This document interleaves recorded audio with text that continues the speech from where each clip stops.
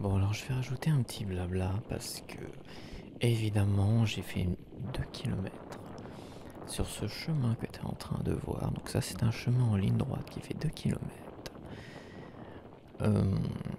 Où j'ai blablaté en low voice, mais, le micro de mon iPad saturé de fou. Il n'y avait pas beaucoup d'eau, mais bon, le mouvement comme ça a créé une sorte de vent qui a fait saturer de fou le micro de mon iPad, et donc mon blabla, même en low voice, a pas été pris en compte. À certains moments oui, mais bon, après c'est pour faire plein de micro-coupes à la con, c'est mort. Donc là j'étais en train d'expliquer, alors faut que je vérifie ce que j'en ai pour 11 minutes de blabla à mettre. Donc là j'étais en train d'expliquer que ça c'était un chemin de gravier qui longe l'Orne sur 2 km mais en ligne droite, voilà. Et t'as un endroit, t'as un petit endroit tout au bout, avant de partir après vers la ville, vers les villes et tout ça. Alors, c'est con, j'aurais dû regarder. Bah, d'ailleurs, je vais en profiter pour regarder en même temps, parce qu'il faut que je compte 11 minutes de blabla. Donc c'est un petit chemin de 12 km. De 12 km. Non, de 2 km. Par contre, c'est 14 km. Entre chez moi et le bout de ce chemin, c'est 14 km. À un moment donné, je me posais la question...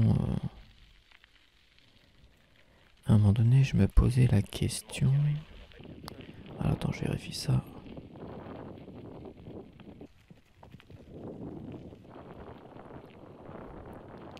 De toute façon, je dis pas grand chose d'intéressant. Ah, c'est Salanel, juste à côté. C'est ça. À un moment donné, je parle de la ville d'à côté. Dans la deuxième partie où je fais du blabla en low voice, arrêtez. Je parle d'une ville où il y avait un job et tout ça. Donc c'est Salanel, cette ville-là. Et un peu plus loin, t'as Merville, Franceville, la ville de cidre et dragon. Et la pointe là, la fameuse pointe où je m'arrête, ils appellent ça la pointe de la roque. Pointe de la roque. Je me rappelle pas pointe de la roque. Ils changent toutes les années, c'est pas possible. Ils changent toutes les... Et t'as l'estuaire de l'Orne un peu plus loin. T'as un petit port de plaisance. Après de l'autre côté de l'Orne, t'as Ouistreham. La réserve pêcher. La réserve pêcher l'Odéa, c'est un restaurant. Il y a un petit resto là. Tiens, estuaire de l'Orne. Et la réserve ornithologique du Gros Banc, bah ça ok. Point d'appui, c'est quoi ça? Redoute de Merville, dites de Vauban.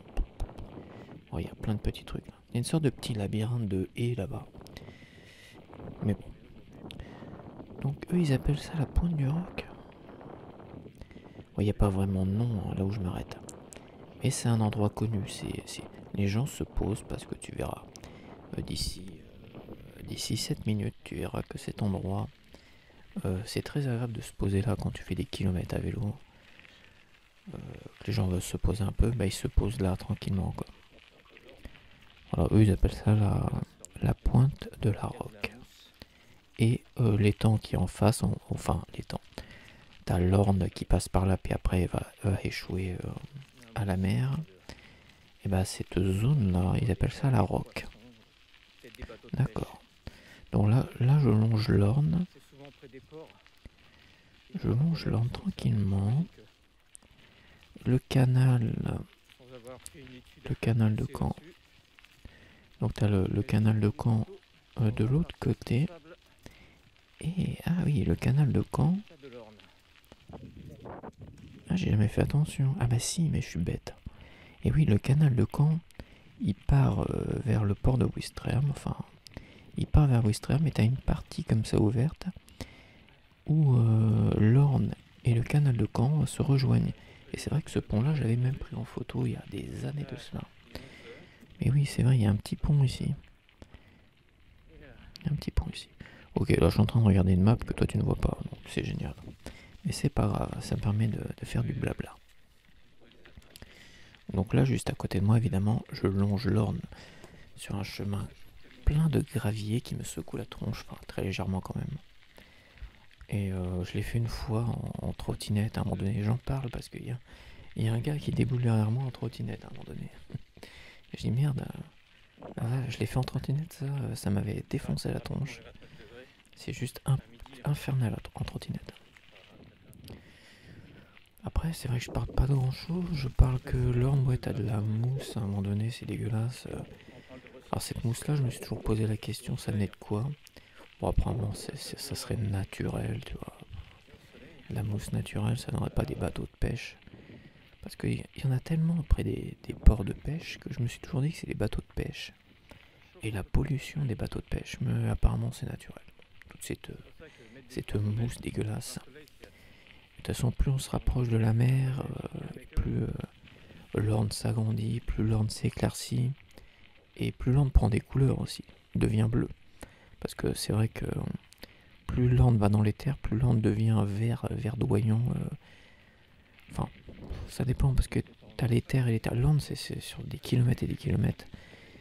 Mais c'est vrai qu'au tout début, quand je prends le petit chemin, l'Orne est un peu verte, cacadois, on va dire, avec de la mousse et tout ça, c'est dégueulasse. Et plus tu te rapproches finalement de la pointe du roc là, et plus l'Orne devient bleu, joli, et se dégage de toute cette mousse dégueulasse. Et à un moment donné, je dis, elle prend des couleurs, quoi, voilà. Je parle de la météo aussi, ils avaient prévu 29 degrés. 29 degrés, alors je parle de 29 degrés à l'ombre, parce que la météo qu'on nous donne, en fait, on nous donne une température, mais c'est la température à l'ombre. Et ma mère qui met son thermomètre au soleil, elle me sort parfois des températures. Mais en fait, quand on parle de ressenti, le ressenti, en fait, c'est la température au soleil. Donc quand il fait 29 degrés à l'ombre, et bah ton ressenti au soleil il peut être beaucoup plus élevé en fait. Donc voilà, c'est comme ça, c'est pour ça que les thermomètres, si tu veux que le thermomètre te donne la vraie température, enfin la vraie, pour moi la vraie température c'est le ressenti, de toute manière. C'est-à-dire quand tu pars en vélo, t'as le soleil sur la tronche, pour moi c'est le ressenti le plus important. Et aussi, ah oui, je parle aussi d'une fois, il y a longtemps, quand j'ai repris le vélo, parce que je faisais beaucoup de vélo quand j'étais jeune, évidemment. Enfin, évidemment. J'en faisais en tout cas. Et à un moment donné, j'avais repris le vélo. Et j'étais parti comme ça, très très très loin. J'étais parti vers Salanel, tout ça. Même plus loin, vers Merville-Franceville, tu vois. Et j'étais revenu en plein été. C'est des grosses températures comme ça. Et j'avais pas de casque sur la tête, j'avais pas de chapeau, j'avais pas de casque. Et quand il a fallu que je revienne vers chez moi, peut-être 14 km tout ça. Même c'est sûr 14 km, donc 28, presque 30 km aller-retour. À un moment donné, j'avais la tête qui me tournait, je me sentais pas bien, ça m'avait traumatisé quoi. Fallait que je fasse une grosse montée pour rentrer chez moi. Et je me sentais vraiment pas bien, je pensais que j'allais y passer limite, tu vois, et ça m'avait traumatisé, je me rappelle à cette époque. Et j'avais arrêté le vélo tout l'été en fait.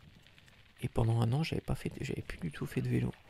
Pendant un an, même l'été qui avait suivi, j'avais un peu la hantise de prendre mon vélo et de partir loin parce que je m'étais fait vraiment peur en fait. Et en fait aujourd'hui, quand je longe comme ça, mi-saison et tout ça, je mets pas de casque. De toute façon l'hiver je mets le bonnet. D'ailleurs tu verras en fin de vidéo, j'ai fait une petite outro rafraîchissante parce que c'était une petite outro que j'avais enregistrée cet hiver et tu verras comme je suis habillé. Et je trouve que ça rafraîchit un peu. Ouais, c'est bizarre mais ça rafraîchit. Et en fait, qu'est-ce que je voulais dire? Oui, en fait, faut prendre le casque. Et là j'ai pris le casque. Quand je fais des longues distances comme ça, l'été, et ben le casque, certes ça me chauffe et je transpire des cheveux de fou là. Mais en fait il me protège du soleil et des coups de chaud en fait. Parce que le coup de chaud, même si tu as l'habitude de faire beaucoup de vélo, le coup de chaud, quand il tombe dessus, il te fait très très mal en fait. Donc il faut faire attention. Voilà, je parle de ça aussi. C'est pour ça que là j'ai pris le casque, surtout pour faire des grosses distances à vélo. En plein cagnard, là il faisait peut-être, je dirais qu'il faisait 25 degrés quoi, tout au plus. Il était 11h, entre 11h et midi. Bon bah voilà, j'ai enregistré mes 11 minutes de blabla. Et je vais te laisser avec la deuxième partie de cette vidéo. Et je te dis à la prochaine. C'est ridicule parce que c'est pas la fin de la vidéo. Donc, je te dis juste à tout de suite. Allez.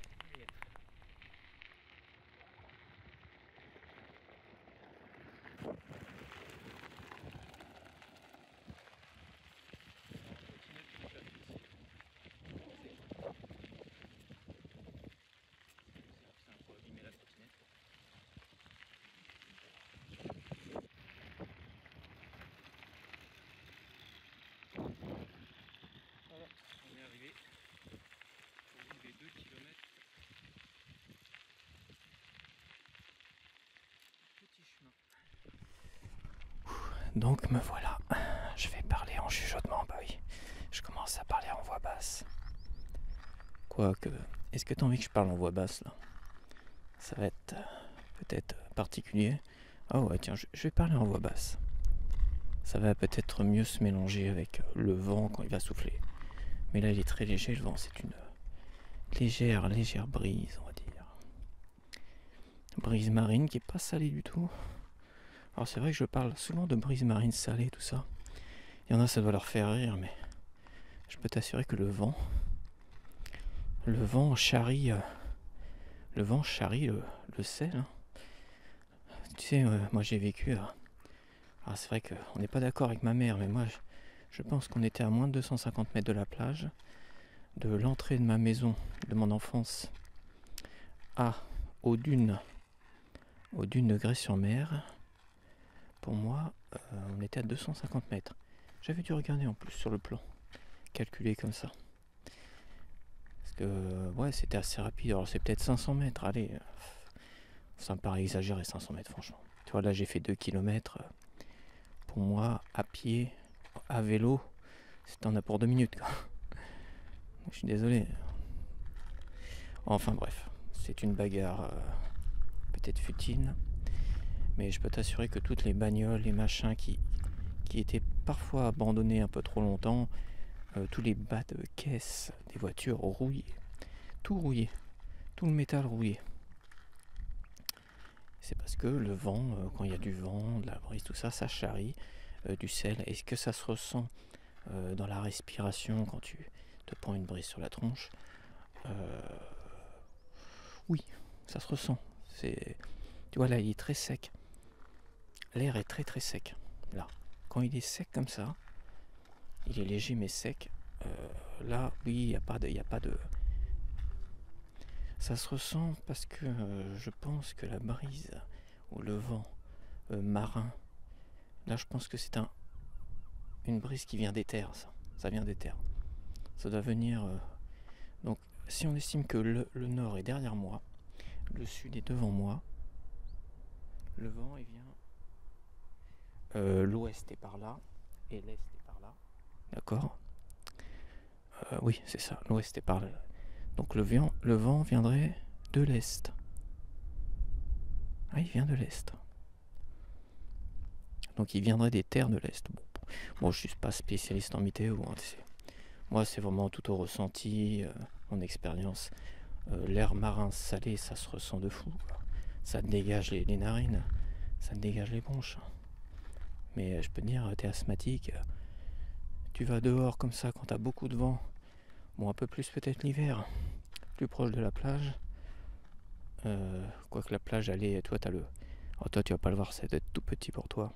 Peut-être que t'es en ultra grand angle, mais t'as le phare de Ouistreham qui est là-bas. Là, la mer, on va dire à 2-3 km peut-être.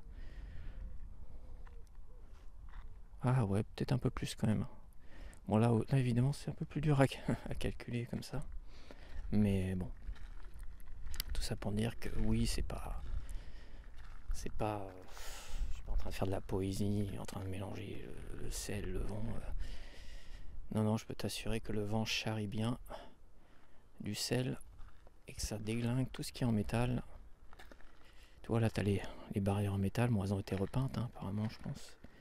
Quoi qu'il y a encore, il y a qu'un peu de rouille. Il y a un peu de rouille quand même. Mais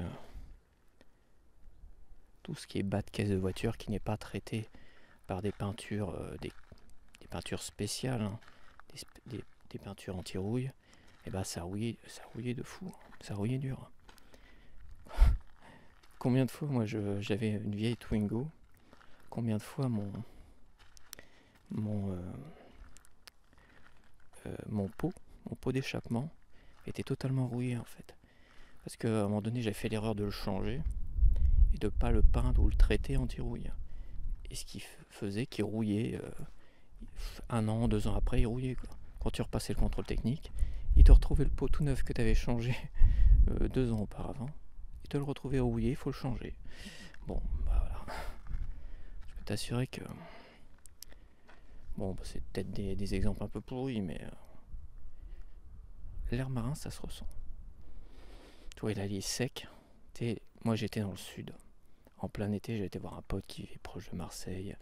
Il m'avait emmené dans les terres après aussi. Et à un moment donné, je m'étais perdu dans une sorte de forêt, je sais pas où.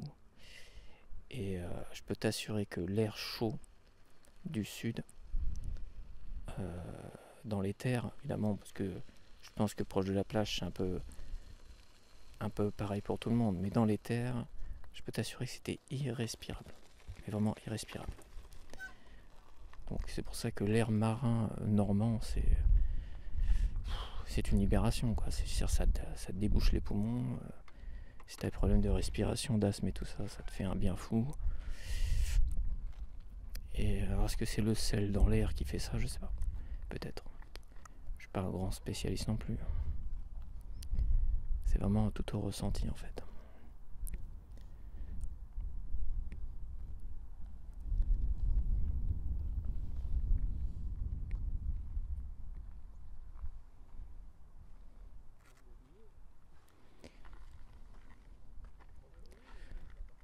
Je vais rester un peu là quand même.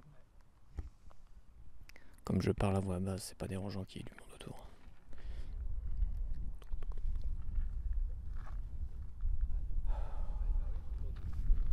Je vais me mettre comme ça.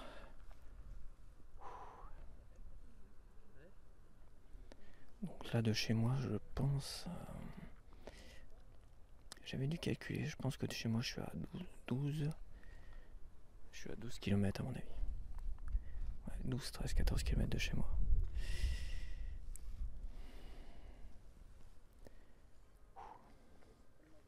Le soleil tape bien là. Je pense que là au ressenti les 30 degrés on les a. Quoique. Ça doit dépendre de beaucoup de choses. C'est vrai que les gens ils font toujours une pause ici. Là t'as 2 km, là-bas t'as la ville qui est toute proche, je sais plus comment elle s'appelle. Je l'oublie à chaque fois. À un moment donné, il proposait un job ici, dans cette ville, je crois. Il proposait un job de travailler pour la mairie, l'école, tout ça. Pour s'occuper, je crois, des gamins après les cours, je sais pas. Enfin, faire une sorte de surveillant. Puis il devait y avoir des ménages, des trucs à faire. Je pense que c'était c'était un boulot multitâche, en fait. Un boulot multitâche, il y a plein de monde. C'était un boulot multitâche. J'avais postulé, je me suis dit ça peut être pas mal. Je peux aller au boulot à vélo.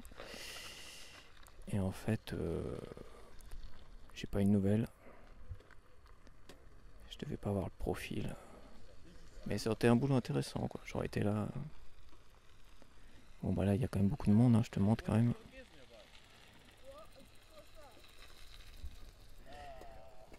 Des Allemands, peut-être. La langue. Ah non, anglais. Ah, c'est des anglais. Ouais, avec l'accent anglais, ouais, c'est pas américain, c'est anglais. Anglais, voire écossais. Bah, écossais, c'est très particulier ce que j'ai eu. Il y avait beaucoup d'Écossais qui allaient au camping. Au camping devant, qui était juste devant la maison de mon enfance, hein, à 250 mètres selon moi. Et selon ma mère, peut-être à 500 mètres. Voire 1 km. 1 km, c'est exagéré. Et bon, on a des Français, des Anglais. Là, on est le 25 août. Je pensais qu'ils seraient tous retournés au taf. Mais en fait, il y en a encore ça, pendant une bonne semaine, 2 semaines. Moi qui n'ai jamais vraiment pris de vacances parce que je vis dans un lieu de vacances, pour moi, les meilleurs jours ici, pour ma part, ça reste vraiment début septembre, fin juin et début juillet. Parce que bon, avant, les cours continuaient jusqu'au peut-être 10, 11 juillet, tu vois. Il y avait quelques vacanciers qui partaient avant. Mais aujourd'hui, maintenant, les gamins ils partent en vacances en juin. Donc, mais c'est vrai que pour moi, les meilleures périodes, pour un lieu de vacances comme ça, très fréquenté quand même, toute la côte, Normandie, Grès-sur-Mer, Courseulles-sur-Mer, là, Ouistreham, tout ça, pour moi, les meilleurs moments de se balader comme ça reste vraiment début septembre et fin juin.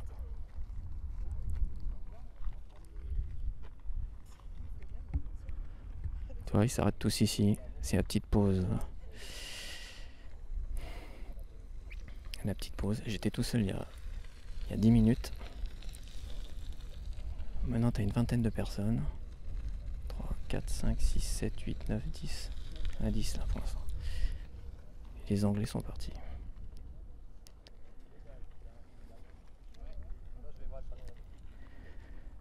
Donc voilà. Je vais rester un peu plus parce que bon, c'est tout un cirque de brancher le matos, le micro comme ça. Il y a mon petit sac. Je voulais rester comme ça sans trop parler. Mais... on va voir.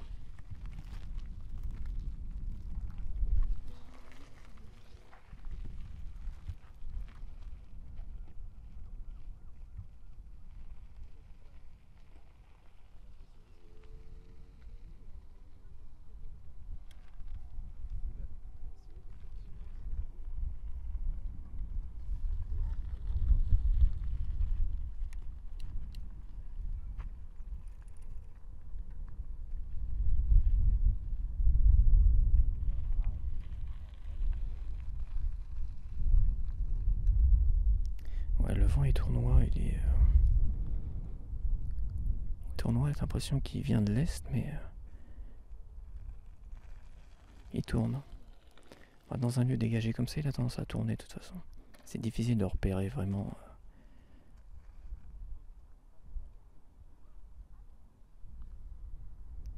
Il suffit de voir l'orne, les petites vaguelettes. Tu les verras sûrement pas avec l'iPad, mais tu vois, les petites vaguelettes, ça tourne dans tous les sens. Ça part dans tous les sens. De loin, tout près, tu vois. Les petites vaguelettes. C'est pas des petites vaguelettes, c'est plutôt des... ouais, on va dire des petites vaguelettes. C'est très léger, toi. Tu vois le sens de l'eau. Il part dans tous les sens.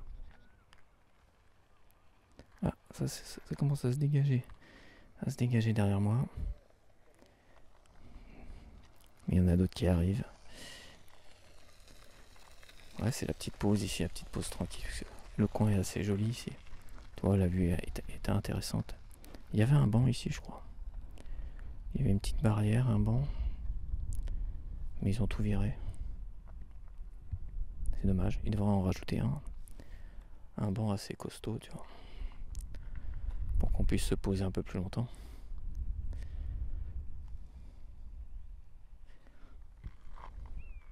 J'ai hésité à prendre mon petit siège de camping.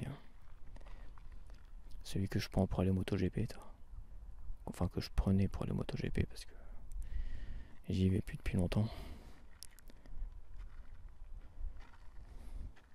On va dire que j'ai arrêté en même temps que Valentino Rossi.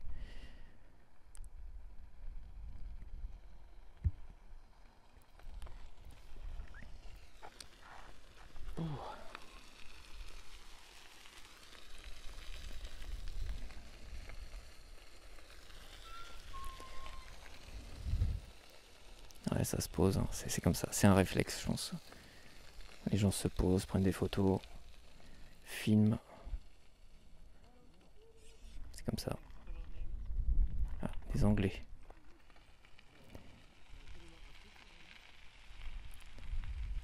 Ah, il y a un petit canot et il y en a qui s'est perdu. Il y a un petit port de plaisance un peu plus loin là-bas. Bon, ça fait quelques kilomètres en plus à faire, puis après c'est du sable et tout ça. Des petits, pour y aller, c'est... par rapport à ici, pour y aller, c'est beaucoup de sable et tout. Ça serait le cirque avec mon vélo. J'aurais nulle part où l'attacher, le parquer là-bas, donc... bon, mais il y a des endroits sympas où je suis parti... j'ai dû y aller en vélo. Ouais. C'est vrai que je pourrais y aller, mais bon, on sait jamais. Quoi. Avec le micro, l'iPad, c'est compliqué d'être vigilant. Avec un appareil photo, ça, c'est un peu plus... je suis un peu plus libéré, on va dire, parce que j'ai une sangle. Donc voilà, j'imagine que le petit canot, il vient du port de Plaisance, là-bas. T'as une petite cahute, là-bas. Tu dois pouvoir louer des canoës et tout ça, quoi. Mais ça, c'est rare d'en voir ici, tiens. Parce que bon, à marée basse, ici, c'est assez vaseux, en fait. Ça, c'est dégueulasse.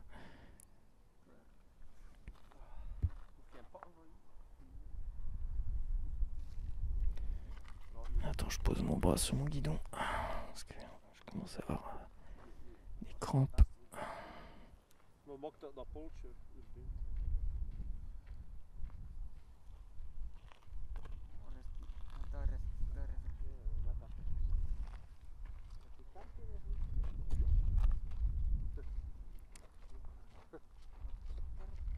Ja, för nog vid.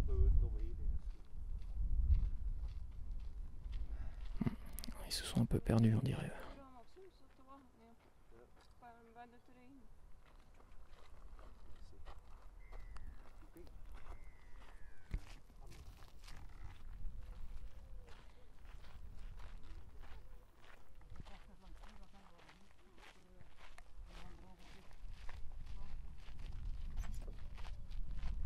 Je sais pas, ils vont aller jusqu'où comme ça? C'est peut-être tout nouveau ça, cette histoire de canoë en fait. C'est bien la première fois que je vois un canoë par ici.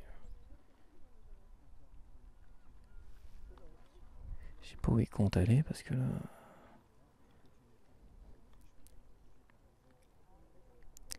J'en ai jamais fait en fait. J'avais un pote qui me disait qu'il voulait vers les terres remonter l'Orne, tout ça, en canoë.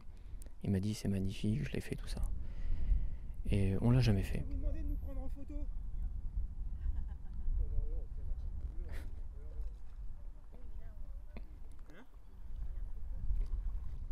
La photo c'est à côté. Hein. Ce serait sympa de nous prendre en photo, on va me faire un souvenir. Il y a une adresse, je vous l'envoie. Bah c'est ça. J'allais vous la donner. Pas de problème. C'est super gentil, ça fait des souvenirs parce qu'on en a rarement de soi à deux dans le kayak. Allez, bougez pas. J'ai rien fait le souvenir. Tombez pas à l'eau, hein. Non, non, ne bougez pas. Là on a fait un grand détour à cause des phoques de l'autre côté. Ah, il y a des phoques? Ouais, là-bas. Oui, là ils sont là en ce moment. Ah ouais, ouais. Avec les petits. D'accord, ok. Ils sont là-bas. Ouais, donc il est demandé de faire le. Ah, le il faut grand pas les détour. déranger. Ils voulaient le monde de passer par là. Ouais. Ah, ça arrive. Mais ça nous m'est arrivé un jour de faire du canoë là. Et il y en a un qui est monté sur le bout du canoë, ça fait grave. Ah bon, apparemment le canoë c'est... Ça se fait. Bon bah écoute, je viens d'apprendre quelque chose.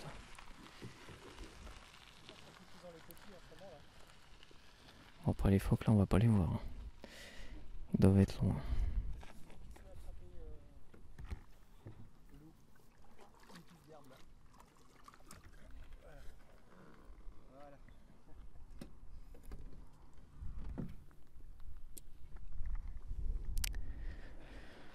Bon bah voilà, je pense que moi je vais repartir tranquillement. Parce que là, non.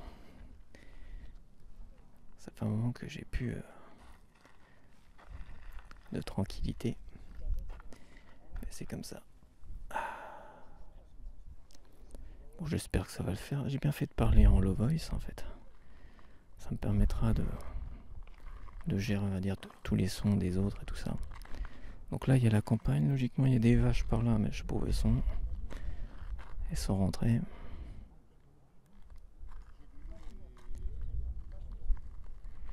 Là-bas, en septembre, je vais peut-être aller à Cidre et Dragon, en fait. Ça fait plusieurs années, je me dis qu'il faudrait que j'y aille.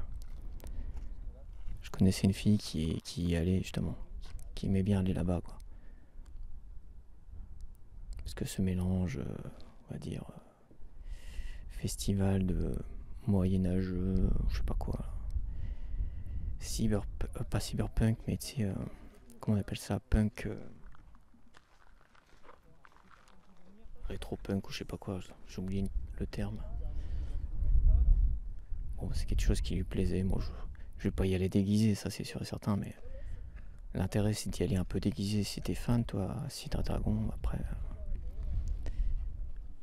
Moi je vais y aller comme ça en touriste, avec l'iPad comme ça, le micro. Je parlerai je pense en low voice parce que sinon ça va être compliqué de gérer le son.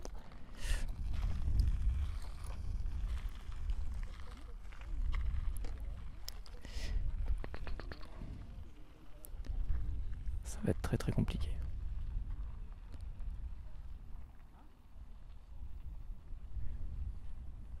Bon après c'est pas dit, faut vraiment être motivé. Parce que déjà y aller en voiture, bah là j'ai plus de voiture. En trottinette, je sais pas si je pourrais parquer ma trottinette, mais y aller là-bas en trottinette, j'ai déjà fait, c'est une catastrophe. Franchement. Donc il n'y a qu'en vélo que je peux y aller. Et bah faut être motivé quoi, quand même.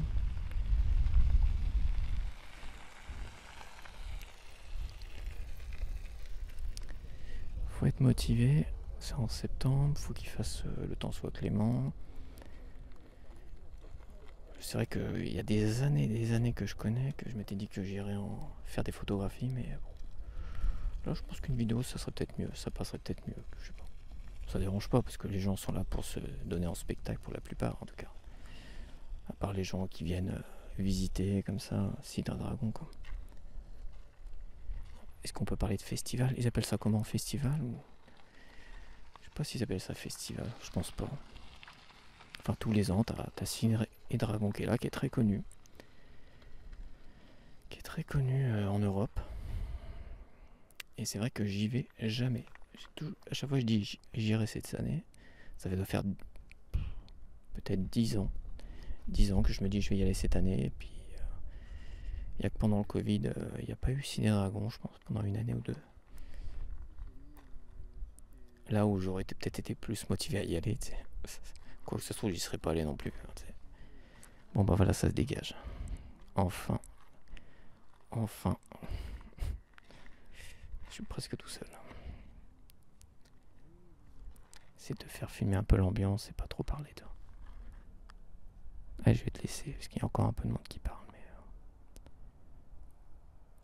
je vais te laisser dans l'ambiance.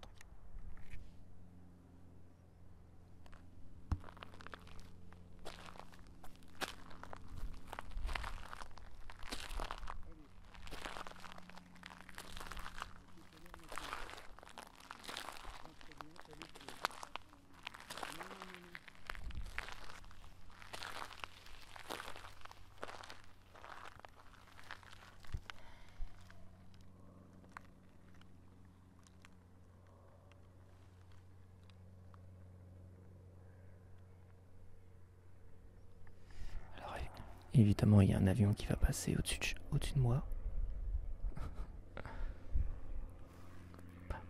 Ça y est, tout le monde est parti. Et pendant que j'ai le silence,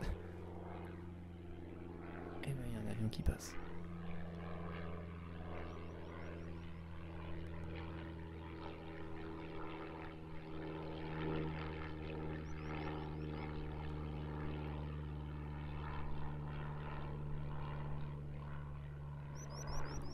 À peine l'avion vient de passer, il y a des gens qui arrivent. Et comme à leur habitude, ils vont se poser un petit peu ici.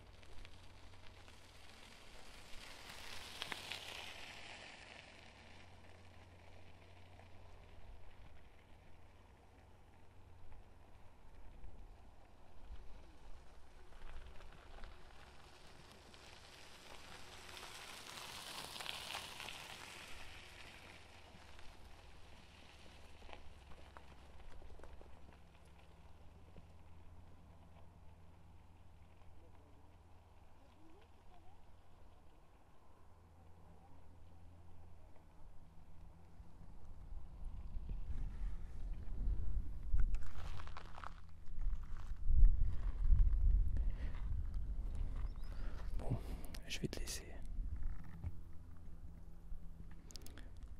J'ai perdu ma voix ou quoi? Bon, je vais te laisser. Et je vais faire une petite photo de fiche quand même parce que sinon je vais oublier, je vais avoir une tête de fion sinon. Donc je te dis à la prochaine, bye bye.